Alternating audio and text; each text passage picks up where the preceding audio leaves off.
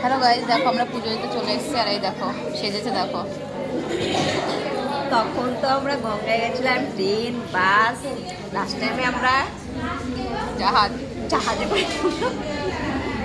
জাহাজে নেমেছি, আমরা জাহাজে করে গেছি গাইজ। আর দেখো আমরা পুজোতে চলে এসেছি আর এই দেখো আমাদের এখানে একটা ঠাকুর আর এখানে একটা দুটো ফলের সাজি। তো কেমন লাগছে আমাদেরকে, আমরা লাইনে বসে আছি এখানটাতে।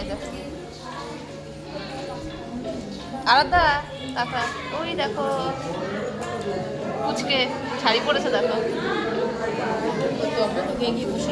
আর আমরা লাইনে দাঁড়াতে পারছি না, বসে পড়েছি তাই।